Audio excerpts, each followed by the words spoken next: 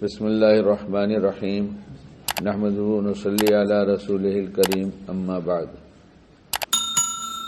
ابھی اللہ پاک کی بہت سی مہربانیاں، مزید نعمتوں کے حاصل کرنے اور مہربانیوں کو اپنی طرف متوجہ کرنے کے لیے کتاب میں کچھ باتیں پڑھی گئیں۔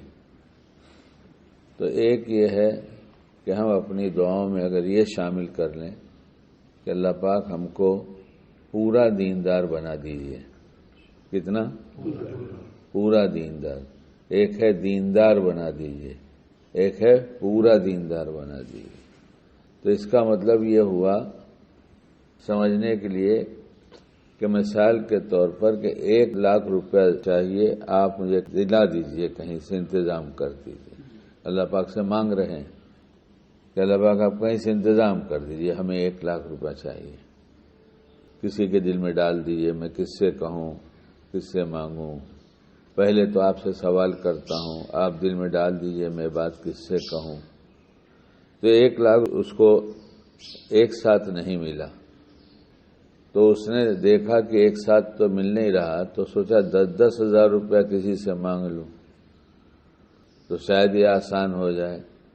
تو یہ 10,000 جو مانگ رہا ہے تو یہ حساب رکھے گا کہ اب 20 مل گیا، اب 30 مل گیا، اب 60 مل گیا، اب 90 مل گیا، ابھی 10 اور چاہیے۔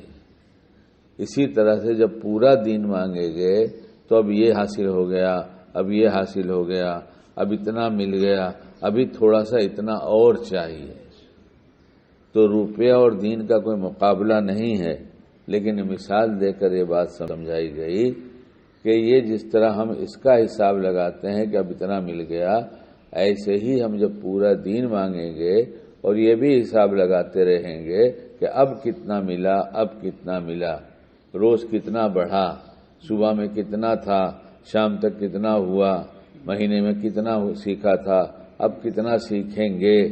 ابھی سیکھیں گے اتنا حاصل کرنے کی کوشش کریں گے، لیکن دنیا کی طلب تو ہمارے اندر ایسی ہے کہ سارا حساب کتاب ہوتا ہے، اور دین کی کوئی طلب نہیں ہے۔ جہاں ہیں، جتنے پر ہیں، اسی کو سب کچھ سمجھتے ہیں۔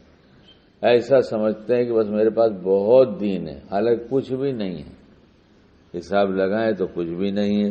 کل ہی کی ایک بات تھی بیان میں کہ سڑک پر، روڈ پر گاڑی چلاتے ہوئے موبائل پر بات کرنا، موبائل پر نمبر ڈائل کرنا، یہ کتنی بڑی بے دینی کی بات ہے۔ مفتی صاحب نے بتایا کہ جب حکومت کا قانون اور شرعی قانون آپس میں ٹکراتا نہ ہو تو اس قانون کا ماننا ضروری ہے اور دین ہے۔ اور پھر ایک بات یہ بتایا کہ سعودی میں 120 رفتار تک گاڑی چلانے کی اجازت ہے، اور مفتی صاحب نے فرمایا کہ اگر 140 پہ چلا رہا ہے اور ایکسیڈنٹ ہوا اور مر گیا تو یہ شہید نہیں ہوگا۔ 120 کے اندر چلائے گا اور یہ ایکسیڈنٹ ہوا اور مر گیا تو شہید ہوگا۔ ہم اللہ کا قانون توڑتے رہتے ہیں، ہمیں کچھ پتہ نہیں ہے، ہم اپنی دینداری پر بہت مطمئن ہیں، ہم سمجھتے ہیں بہت دیندار ہیں۔